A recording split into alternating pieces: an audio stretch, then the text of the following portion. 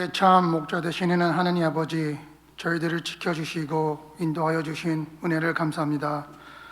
부족하고 허물 많은 저희들은 하나님의 은혜를 받고도 온전히 주님 뜻대로 살지 못하고 세상 풍속을 쫓아 세상에 더 많은 기대를 걸고 살았습니다.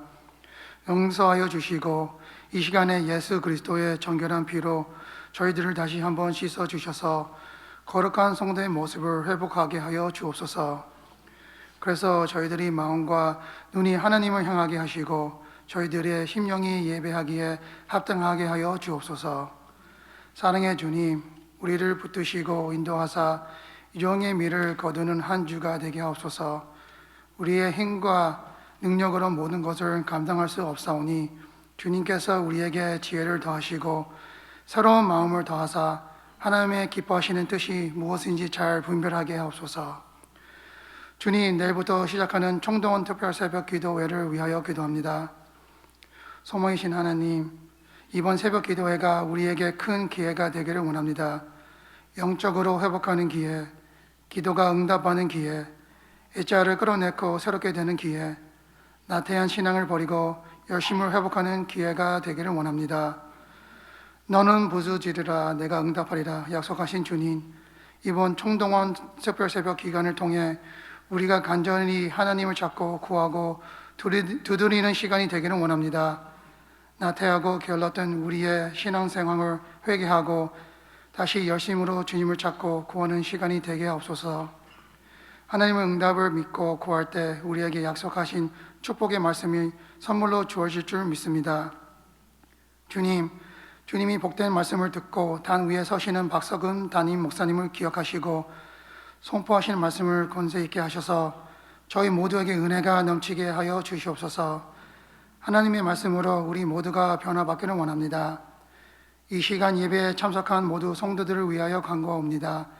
온 마음과 정성으로 예배하게 하시고 육신의 병으로 고통당하는 성도에게 건강과 힘을 주시고 믿음이 부족한 성도에게는 굳세고 담대한 믿음을 주옵소서. 여러 가지 문제를 안고 나온 성도들이 있사오니 이 시간 다 해결받고 은혜 받는 시간이 되게 하옵소서. 사정이 있어 예배에 함께 참여하지 못한 사랑하는 성도들을 기억하시고 다음 시간에는 모두 나와서 주님께 영광 돌리며 은혜 나누는 복된 시간을 허락하 주옵소서. 예배 시정을 성령 하나님께 의탁하옵고 거룩하신 예수 그리스도의 이름으로 기도드립니다.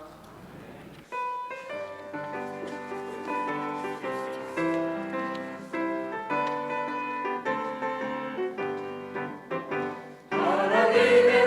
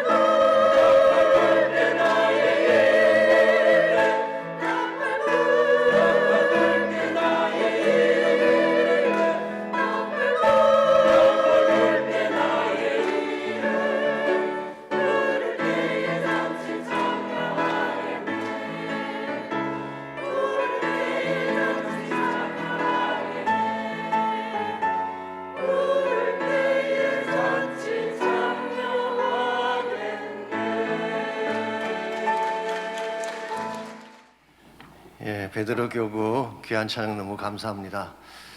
우리 계속해서 우리 월십 과회를 통해서 하나님 앞에 영광 돌리는 시간 갖겠습니다. 우리 찬양으로 영광 돌려주시겠습니다.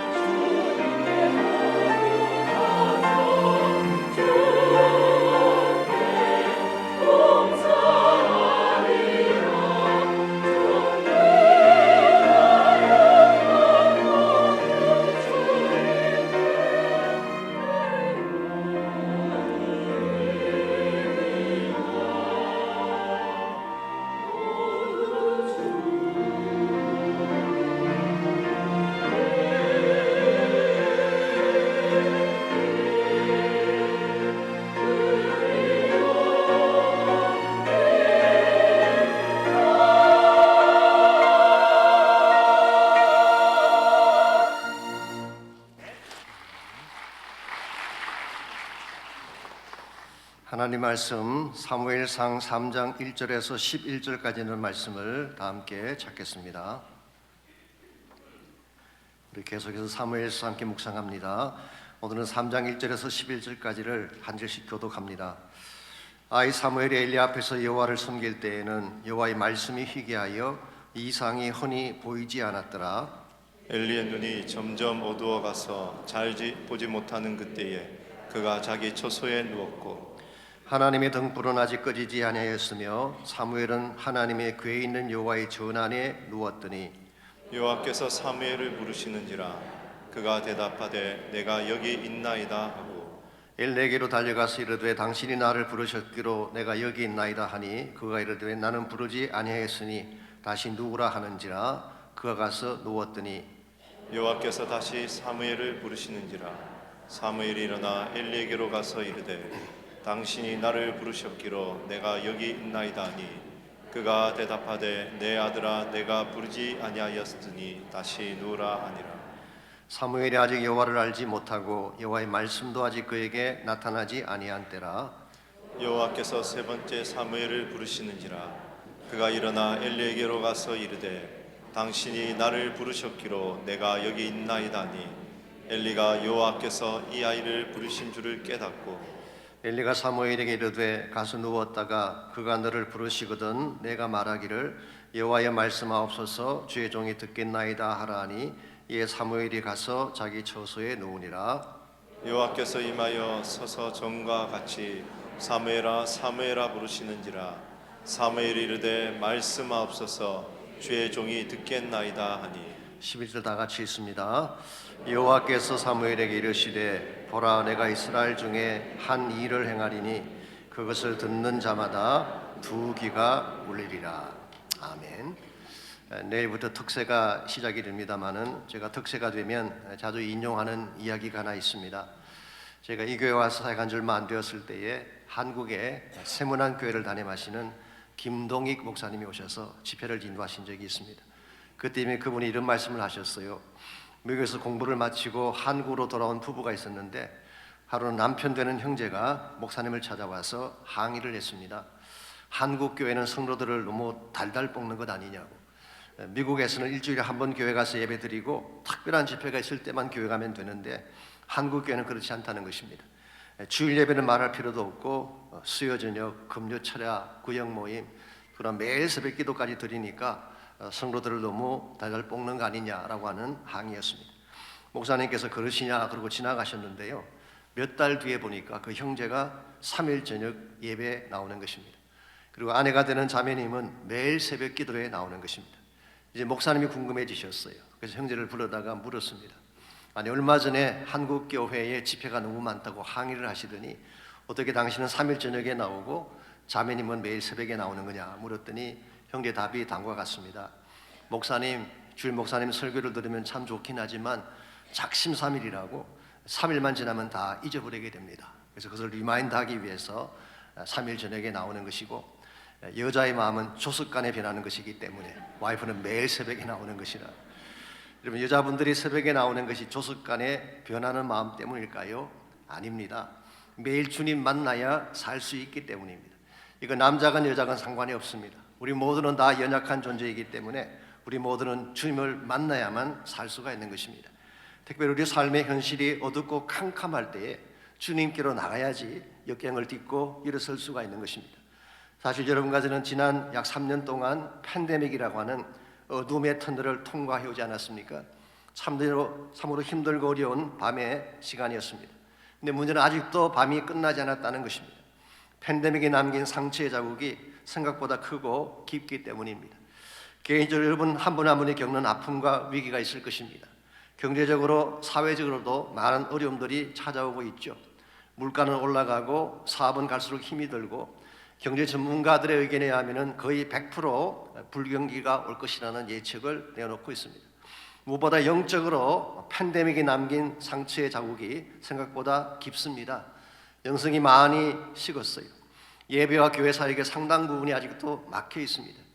얼마 전에 한국 갤럽이 조사한 통계를 보니까 한국 같은 경우에 15% 이상의 교인 수가 급감했다고 나오고 있습니다. 특별히 청년들이 교회를 떠나는 현상이 진행되고 있다는 보도를 제가 보았어요. 한마디로 캄캄한 밤의 현실입니다. 모든 것이 막히고 혼란한 듯 느껴지는 답답한 상황이죠.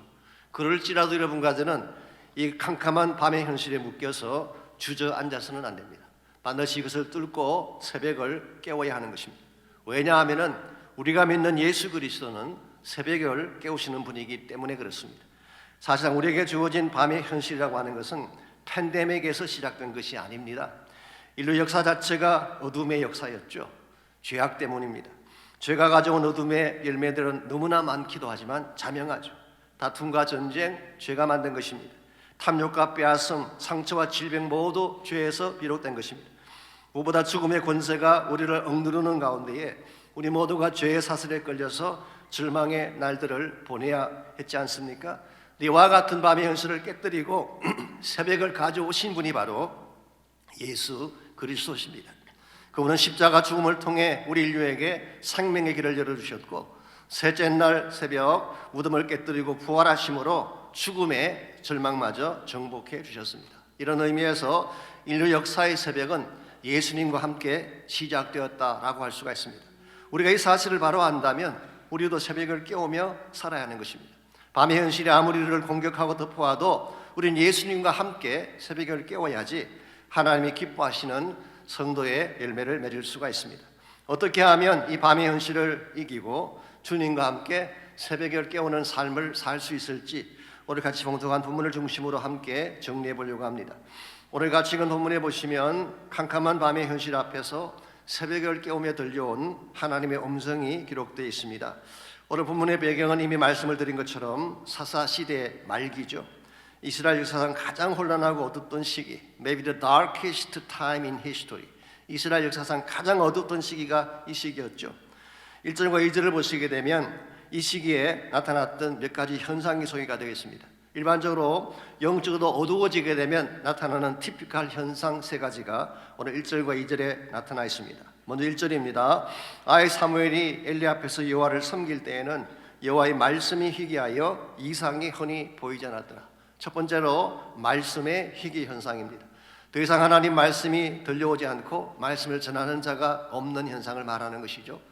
아모스 8장 11절에 보게 되면 말세에 나타날 징조를 다음과 같이 예고하고 있습니다. 보라 날이 이를지라 내가 기근을 땅에 보내리니 양식이 없어 주님이 아니며 물이 없어 가람이 아니라 여호와의 말씀을 듣지 못한 기갈이라고 했어요. 솔직히 오늘 이 시대만큼 말씀을 많이 들을 수 있는 기회가 있었나요?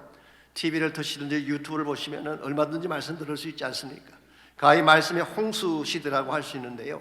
여러분, 홍수가 나면 물의 양은 많지만 정작 마실 물이 없는 것처럼 순전한 하나님 말씀이 희귀한 때가 말세에 온다는 것입니다. 이것이 영적으로 어두워지면 나타나는 첫 번째 현상입니다. 두 번째로 비전의 상실 현상입니다. 오늘 본문에서 이상이 흔히 보이지 않았다고 했는데 이상이라는 히브리 단어가 하존인데 환상으로 번역할 수도 있고 비전이라고 번역할 수도 있습니다. 미래를 향한 하나님의 꿈이 보이지 않고 앞날이 전혀 보이지 않는 현상을 의미하는 것입니다. 요즘 젊은 사람들이 이것을 경험하고 있지 않습니까? 흔들 깃발이 없어서 방황하고 있는 젊은이들은 많아요. 꿈을 잃은 세대가 됐습니다. 언젠가 서울대학교 김난도 교수가 아프니까 청춘이다 이런 책을 발간한 적이 있습니다만은 그러나 아픈 것도 한 번 두 번이지 계속 아프기만 해보세요. 어떻게 그 아픔을 이겨낼 수가 있겠어요? 그들에게 하나님이 주시는 비전이 필요합니다. 세 번째로 지도자의 타락 현상입니다. 2절입니다. 엘리의 눈이 점점 어두워가서 잘 보지 못하는 그때에 그가 자기 처소에 누웠다고 했습니다.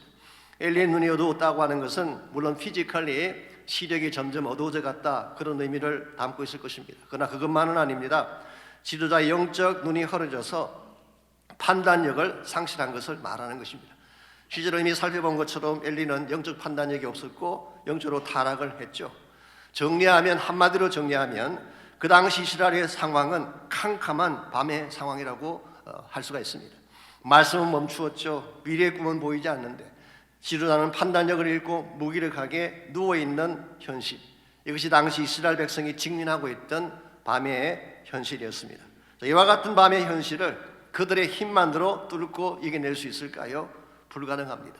하나님께로 나가야 하는 것입니다. 하나님만이 밤을 종식하고 새벽을 깨우실 유일한 분이기 때문에 그렇습니다. 사실 오늘이 종교개혁 기념주일이죠. 아마 아시는 분은 아실 것입니다. 정확하게 이야기하자면 지금부터 505년 전인 10월 31일 마틴 루터가 비텐버그 대학 교회 정문에 95개 조항을 붙이면서 레포메이션, 종교개혁이 시작이 되었죠. 그런데 이것이 쉬운 일이었을까요?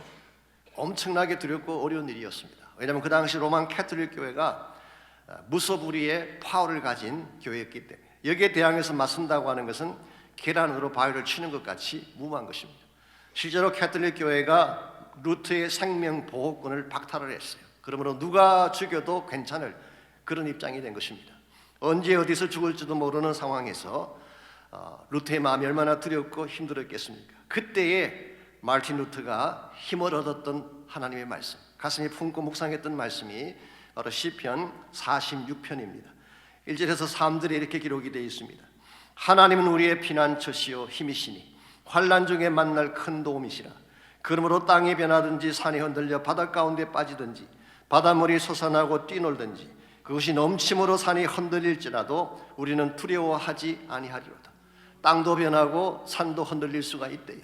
그것은 파도골이 삶을 덮쳐서 우리 모든 삶의 터전을 뒤집어 놓을 수가 있다는 것입니다. 그럴지라도 우리 인생이 흔들리지 않을 이유, 그게 뭘까요? 5절이 그것을 소개합니다. 하나님이 그 성중에 계심에 성이 흔들리지 아니할 것이라 새벽에 하나님이 도우시리로다. 새벽에 하나님이 도우시리로다. 이 새벽에 하나님이 도우신다는 말의 뜻은 하나님이 개입하시는 순간 밤의 현실이 종결되고 새 아침이 찾아온다, 그런 뜻입니다.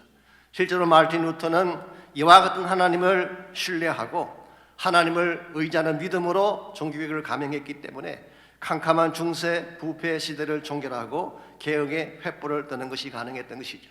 그래서 종교개혁을 하는 과정에서 루터가 지었던 유명한 찬송이 하나 있죠. 바로 시편 46편을 근거로 지은 유명한 찬송이 있습니다. 그게 585장입니다. 내 주는 강한 성이요 방패와 병기 되시니 큰 환난에서 우리를 구하여 내시리로다. 여러분, 아무리 어려운 일을 당해도 우리의 산성이 되시고 병기가 되시고 방패가 되신 하나님이 새벽에 우리를 도우신다면 우리는 일어날 수가 있는 것입니다.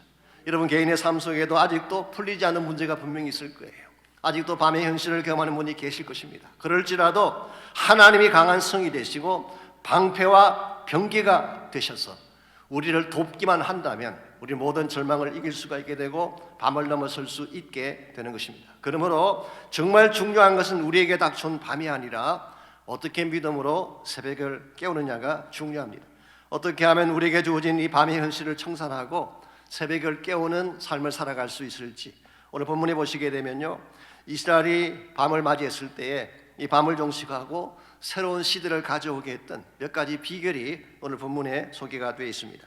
첫 번째로 밤을 청산하고 새벽을 깨우려면 성소에 불을 밝혀야 됩니다. 성소에 불을 붙여야지 이 불꽃으로 말미암아 어두운 밤이 떠나가는 것입니다. 3절을 다시 보시게 되면요, 하나님의 등불은 아직 끄지지 아니했다라고 말씀하고 있습니다. 여기서 하나님의 등불이라고 하는 것은 성소에 있는 7 금촛대를 말합니다. 성소의 구조를 아시는 분은 아시겠지만 성소를 들어가게 되면 오른쪽에 떡상이 있죠. 진술병이라고 해서 떡을 진열해 놓은 테이블이 있고 그 맞은편에 7개의 금촛대가 있습니다. 이것은 성소를 밝히는 유일한 불이죠. 일반적으로 제사장이 저녁에 불을 붙여서 새벽까지 타도록 합니다. 오늘 본문에서 하나님의 등불이 아직 꺼지지 않았다, 이 말은 그와 같은 사실을 염두에 두고 생각해 볼 때에 2가지 상징적인 의미를 생각할 수가 있습니다.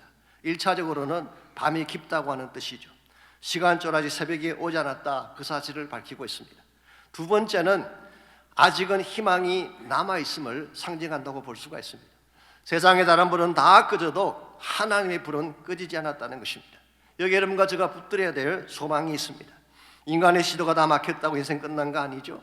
사업장이 문을 닫고 직장이 폐쇄되고 의사가 중병을 진단했다고 해서 희망의 불이 다 꺼진 것이 아니라 하나님의 성소로 나가게 되면 하나님의 불은 아직 꺼지지 않았다는 거예요. 그러므로 아무리 밤이 깊고 현실이 답답해도 주의 전으로 나가시기를 바랍니다. 그래서 성소로 나아가서 지금도 타오르고 있는 하나님의 불을 봐야 돼요. 뿐만 아니라 성소의 불을 밝히고 하나님의 능력을 구할 때에 우리 삶 속의 어둠이 떠나가게 되고 새로운 빛이 임하게 되는 것입니다. 유대인의 역사를 보면요, 특히 그 중간 시대라고 해서 우리 말라기부터 신약이 기록될 때까지 약 400년간 기간을 우리가 중간 시대라고 그러는데요, 중간 시대의 역사를 보게 되면 이 불 꺼진 성전에 다시 불을 밝혔던 유명한 사건 하나가 나오고 있습니다. 그것을 하누카라고 해서 오늘날까지 유대인들이 절기로 지키고 있습니다만은 그 절기의 기원이 다음과 같습니다. 주전 2세기경에 시리아가 팔레스타인을 지배하고 다스릴 때에 엔티오쿠스 4세라고 하는 굉장히 악한 왕이 등장을 합니다. 이 엔티오쿠스 4세는 헬레니즘을 전파하기 위해서 유대교 말살 정책을 썼죠. 그래서 예루살렘 성전 안에 돼지 피를 뿌리고 성전 한가운데에 주피터 신상을 세웠던 가장 악랄한 적그리스도적인 존재가 엔티오쿠스 4세였습니다. 여기에 한국에서 일어난 사람이 있죠. 그 사람 이름이 주다스 메카비라는 사람입니다. 이걸 우리가 메카비안 리볼트라고 이렇게 보통 부릅니다만은 이 주다스 메카비가 등장하면서 물론 하나님이 특별하게 도우신 탓이겠지만 주전 165년도에 드디어 예루살렘 성을 탈환하고 성을 다시 점령하게 됩니다. 그때 이들이 했던 제일 첫 번째 일이 뭘까요? 더럽혀진 성전을 청결케 해서 하나님께 봉헌하는 것입니다. 이 성전 봉헌의 하이라이트가 7 금초대에 다시 불을 붙이는 것입니다. 이 금초대를 메노라라고 부릅니다마는 다윗의 별과 함께 유대교를 상징하는 가장 중요한 상징물 중에 하나죠. 근데 금초대에 불을 붙이려면 뭐가 필요해요? 기름이 있어야 됩니다. 이 탈무드에 의하면요, 성전 안에 이방인에게 더럽히지 아니한 기름을 찾았는데 딱 한 병밖에 남아있지 않았대. 이것으로는 하루치밖에 불을 붙일 수가 없는 기름인데, 놀랍게도 이 메노라가 8일 동안 끄지지 않고 타올랐다고 합니다. 이것을 기념하기 위해 제정된 것이 하누카라는 절기이고, 유대인의 달력으로는 기슬러월, 그리고 우리의 달력으로는 12월 달입니다. 제가 인터넷에 들어가 봤더니 금년에는 12월 18일부터 26일까지가 하누카, 우리 성탄과 겹치고 있습니다. 요한복음 10장에 보면은 바로 이 절기에 예수님께서 예루살렘에 올라가시다는 기록이 나오는데, 성경에서는 이 절기를 수전절이라고 불렀고 요한은 그때가 겨울이었다라고 기록을 하고 있습니다. 그래서 하누카가 오면 유대인들은 각 가정에서 8개의 초가 있는 금초대를 준비를 합니다. 실제는 9개인데요. 사실 원래는 7개가 맞는데 솔로몬 시대 때, 역대하 4장에 보여 솔로몬 시대 10개로 바꾸었어요. 그랬는데 이 하누카 때는 8개로 다시 바꾼 것입니다. 중앙에 1개가 있고 양쪽으로 4개씩 초가 달리게 됩니다. 그 당시 유대인들은 이 4개씩 달린 이 양쪽 촛대에 하나씩 매일 불을 붙여갑니다. 그럼 8일째가 되면은 모든 촛대 불이 다 붙게 되죠. 그러면 집안을 환하게 밝히는 것입니다. 한번 상상해 보시기 바랍니다. 성전의 금초대에 먼저 불이 켜지면 성전을 중심으로 동원을 걸어가면서 예루살렘 도성 안에 집들에 하나씩 불이 켜져가는 모습, 그리고 순식간에 그 땅을 덮고 있던 어둠이 다 떠나가고 온 도성이 불꽃으로 가득 차게 되는 것, 이걸 그들은 빛의 축제라고 불렀어요. 전 여기에 오늘날 우리 교회가 해야 될 중요한 사명이 있지 않는가 생각합니다. 하나님의 교회는 빛을 밝히는 불이 있어야 돼요. 요한계시록 1장 말씀에 하면은 이 금촛대를 교회라고 해석을 했습니다. 이 교회가 바로 금촛대인데, 이 금촛대는 반드시 불이 붙어 있어야지 불이 꺼지게 되면 교회가 교회다울 수가 없는 것입니다. 이 하나님의 교회에 반드시 붙어 올라야 될 불이 뭘까요? 여러 가지 많은 해석이 가능하겠지만 저는 성령의 불이라고 생각합니다. 아무리 교회가 크고 웅장해도 성령의 불이 꺼진 교회는 죽은 교회예요. 생기가 없고 능력이 없습니다. 그러므로 교회를 진정 교회되게 하려면은 반드시 우리 모두가 함께 모여 기도하는 가운데에 성령의 불이 다시 타오르게 해야 돼요. 그때 모든 사역이 살아나게 되고 예배가 회복되고 치유의 역사들이 일어나게 되는 것입니다. 내일 새벽 여러분과 제가 이 새벽 축제를 하는 이유가 여기 있습니다. 기도를 통해 꺼져있던 성령의 불을 다시 붙이자는 거예요. 마치 초대교회 성도들이 기름 부음을 받았을 때에 엄청난 복음의 파워를 갖게 되고 온 세상을 뒤흔들 수 있는 복음의 충격을 남겼던 것처럼, 여러분과 제가 하나님의 전에 모여 기도할 때 이 성소에 성령의 불을 밝히고 헌신하기 시작할 때에 이 복음의 불꽃이 온 땅을 향해 번져갈 수 있게 되고 어두웠던 세상이 새벽으로 변하게 되는 것입니다. 이와 같이 밤을 청산하고 새벽을 깨우려면 1차적으로 성소의 불을 밝혀야 됩니다. 두 번째로 하나님의 임재를 경험해야지 새벽을 깨울 수가 있습니다. 3절을 계속 보시게 되면 사무엘은 하나님의 궤에 있는 여호와의 전 안에 누워 있었다고 했죠. 하나님의 궤라고 하는 것은 법궤를 말합니다. 그러면 이 말씀을 혹시 지성소 안에서 잠을 잤다 그렇게 해석하실지 모르지만 그건 아닙니다. 성막 안에 있는 부대 시설에서 누워서 잠을 잔 것 같습니다. 그랬는데 4절을 보시면 한밤중에 여호와께서 사무엘을 부르셨어요. 근데 사무엘이 하나님의 부르심을 알았을까요? 몰랐을까요? 오늘 본문에 보니까 몰랐어요. 하나님의 음성을 알아듣지 못한 것입니다. 그래서 엘리가 부르는 줄 알고 엘리에게 달려갔더니 엘리가 아니다, 다시 잠을 자라 그랬어요. 다시 잠을 자는데 또다시 부르는 음성이 들립니다. 그때도 사무엘이 엘리가 부르는 줄 알았어요. 왜 그랬을까요? 유대학자인 역사학자인 조세푸스에 하면은 이때 사무엘의 나이가 최소한 12세는 넘었을 것이다, 성인의 나이가 됐다라고 기록하고 있는데 어떻게 하나님의 음성을 알아듣지 못했을까요? 7절 말씀 보시면 그 이유를 알 수가 있습니다. 7절입니다. 사무엘이 아직 여호와를 알지 못하고 여호와의 말씀도 아직 그에게 나타나지 아니한 때이기 때문이라고 했어요. 여기서 여호와를 알지 못했다라고 했는데요, 이 말의 뜻이 지식적으로 하나님을 몰랐다는 뜻은 아닙니다. 어머니 한나를 통해 하나님을 배웠고 또 성막에서 성장했기 때문에 하나님을 모를 리가 없습니다. 그럼에도 불구하고 여호와를 알지 못했다고 하는 것은 여호와를 개인적으로 체험하지 못했다 그런 뜻입니다. 하나님의 임재 앞에서 퍼스널리 이 하나님을 체험하지 못했기 때문에 하나님 음성을 알아듣지 못한 거예요.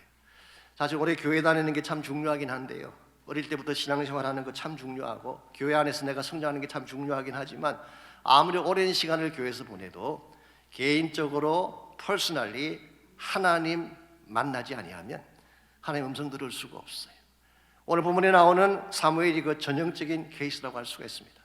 오랜 시간 성전에서 생활했고 매일 제사 드리는 장면을 보았음에도 불구하고 하나님을 알지 못했던 이유는 퍼스널리 개인적으로 인격적으로 하나님의 임재를 경험하지 못해서 그런 것입니다. 실제로 10절 말씀 보십시오. 세 번째 하나님이 그를 부르셨을 때에 비로소 사무엘은 하나님의 임재 앞에 서게 됩니다. 10절입니다. 여호와께서 임하여 섰어. The Lord came in His presence. 여호와께서 그 앞에 임재하여 서서 전과 같이 사무엘아 사무엘아 부르시는지라. 사무엘이 이르되 말씀하옵소서 주의 종이 듣겠나이다. 여호와께서 직접 그 앞에 나타나셔서 임재하신 가운데 말씀하는 순간 사무엘이 고백하기를 말씀하십시오 주의 종이 듣겠습니다. The Message Bible은 I am your servant, ready to listen. 나는 당신의 종입니다. 말씀만 하십시오. 순종할 용의가 있다고 고백을 한 것입니다. 여러분, 이것이 하나님 임재를 경험했을 때에 나타나는 영적 현상입니다. 멀찍이 서서 하나님을 바라보는 사람, 이 하나님 경험할 수가 없습니다. 수상적인 차원에서, 종교적인 차원에서, 교류적인 차원에서만 하나님 바라보는 자도 이와 같은 체험을 할 수가 없어요.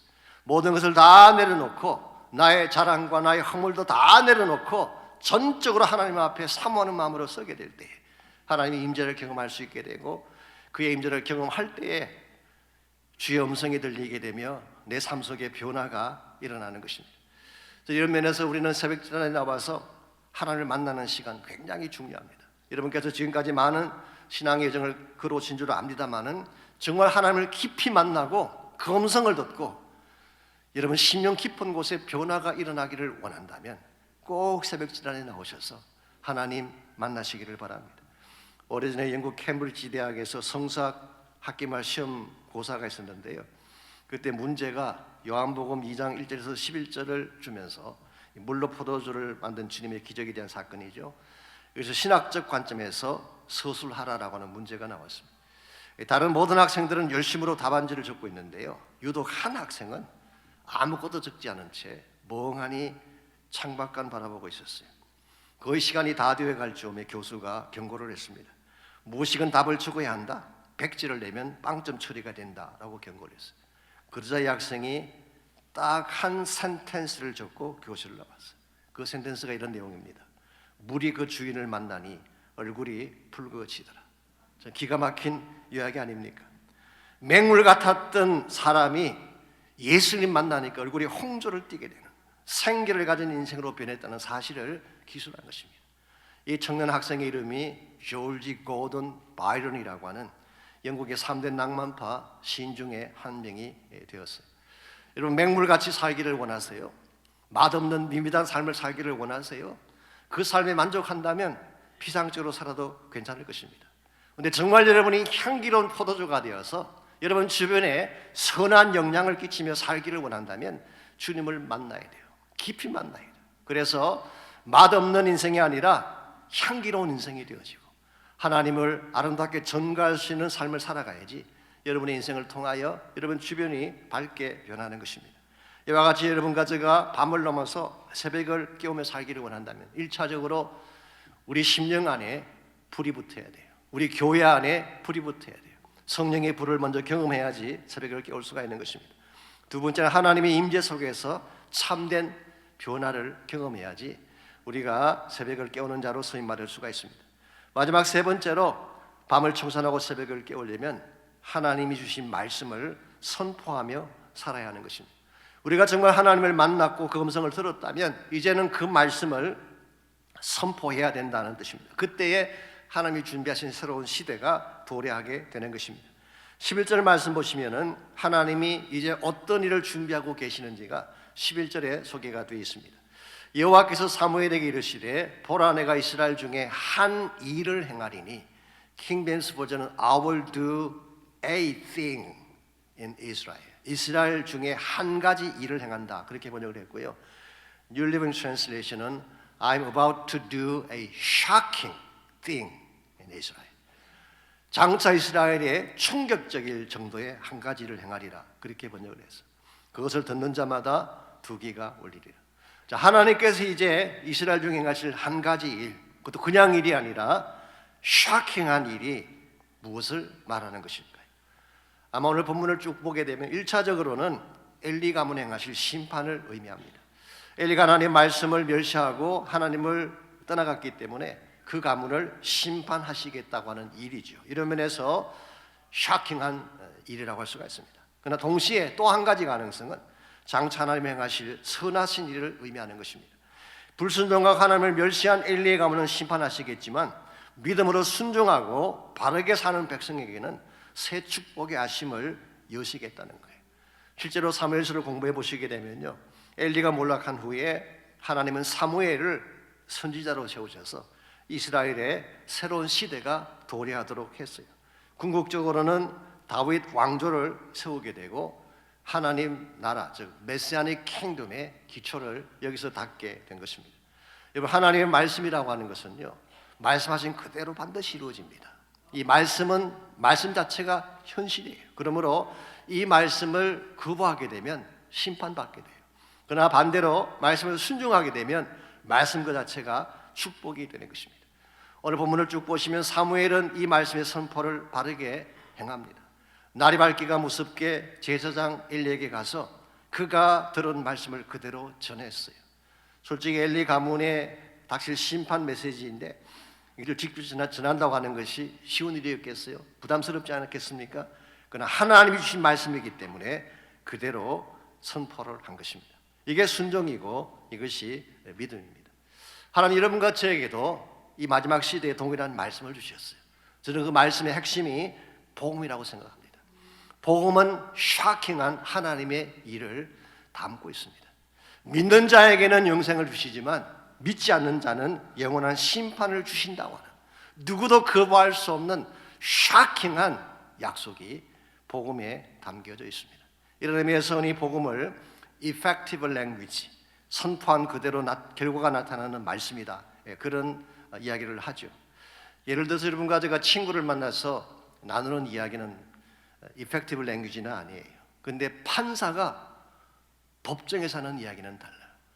근데 여러분이 친구 만나서 뭐 점심 식사하면서 정치 이야기, 경제 이야기, 물가 이야기, 뭐 정권에 대한 엄중한 심판에 대한 이야기 막 하시잖아요.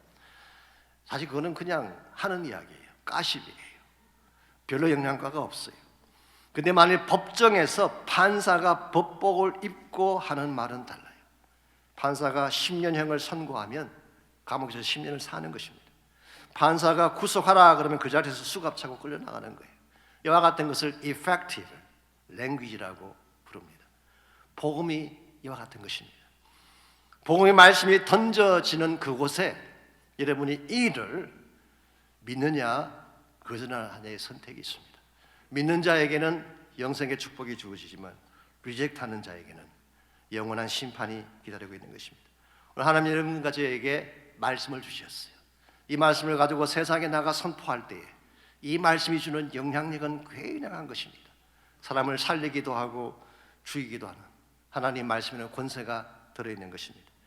제가 얼마 전에 이메일에서 보았던 재미있는 이야기입니다만은 한국에 있던 장로님 한 분이 주일 설교를 듣는 중에 샬롬이라고 하는 단어를 듣게 됐어요. 샬롬은 평안이란 뜻이죠.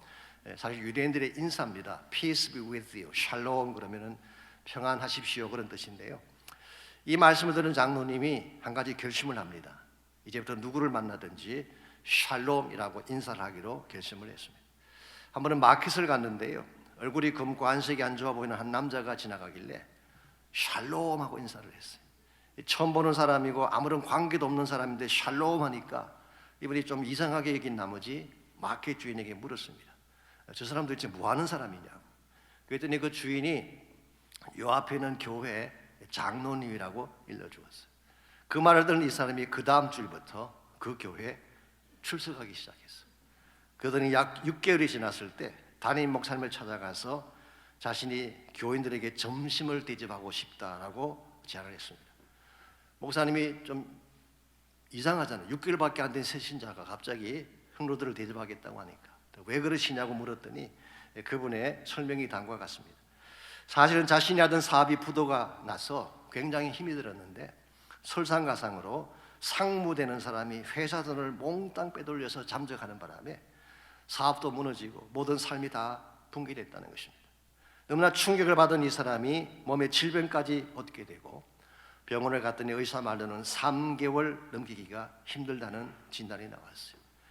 이제 죽을 놈이 됐구나 라고 생각을 하고 절망 중에 어느 날 마켓을 갔는데 어떤 사람이 자기를 보더니 살롬이라고 샬롬을 잘못 알아들은 것이죠. 살롬이라고 말하는 걸 듣고 아니 모든 다른 사람들은 죽을 놈이라고 하는데 왜 저분은 웃으면서 살롬이라고 하나. 그래서 너무 궁금해서 교회를 나가기 시작했대. 더 놀라운 사실이 뭔지 아십니까? 교회 다니는 중에 예수님 만나게 되고 그분께 기도하는 중에 의사가 죽는다고 했던 그 병이 떠나간 것입니다. 그리고 뺑소니 쳤던 상무가 빼돌린 돈을 다시 갖고 와서 용서를 빌었대. 그래서 무너진 사업도 다시 시작하게 되고 건강도 회복하게 되어서 얼마나 감사한지 먼저 하나님께도 감사를 드리지만 교회 식구들에게 식사를 대접하고 싶다는 그런 이야기였습니다. 사랑하는 성도 여러분, 우리가 던지는 한마디 말씀이 이와 같은 영향을 가지고 있어요. 하나님의 말씀이 선포되는 곳에 어둠이 떠나갑니다. 질병이 떠나가고 새벽이 찾아오는 것입니다. 하나님의 복음의 말씀이 선포되는 곳에 죽은 자가 살아나요. 망한 자가 일어나고 소망 없는 자가 생기를 얻게 되는 것입니다. 그러므로 여러분과 제가 정말 하나님을 만나고 예수 그리스도를 만났다면 하나님이 우리에게 안겨주신 이 말씀을 선포하며 살아야 될 줄 믿습니다. 그때에 여러분 주변에 다시 빛이 임하기 시작하고 어두운 이 땅에 예수 그리스도를 통하여 이루어질 새벽의 역사가 일어나는 것입니다. 멀리 떠나와 어둠 골짜기 헤매였네. 절망 가운데 하늘을 보며 주의 이름 부르짖네. 어둠을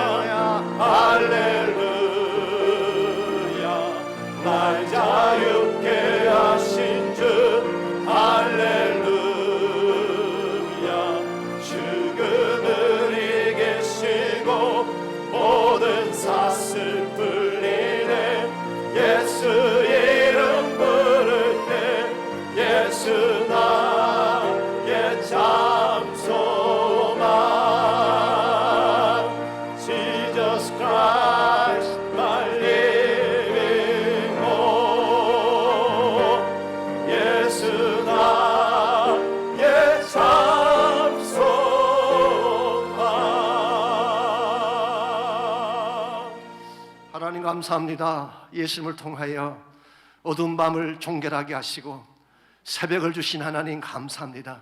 이제로 예수 그리스도와 함께 묶인 사슬 다 풀어버리고 과거의 상처 다 끊어버리고 새 생명 얻은 하나님의 자녀가 되어서 주의 나라 영광 위에 하늘나라 비전을 위해 달려갈 수 있는 우리 모두가 되게 하여 주시옵소서. 이제는 이 놀라운 소망을 우리에게 주신 살아계신 예수 그리스도의 은혜와 하나님 아버지의 거룩하신 사랑과 우리 심령 속에 내주하셔서 날마다 새로운 소망을 보게 하시고 능력과 빛을 소유하게 하시는 성령님의 놀라우신 역사가 예배를 마치고 돌아가는 모든 사랑하는 주의 백성 한 분 한 분에게 가정과 삶의 터전과 자녀들과 자손들 위해 이제로부터 주님 다시 오시는 그날까지 항상 함께하여 주시기를 예수 그리스도의 이름으로 간절히 축원하옵나이다. 아멘.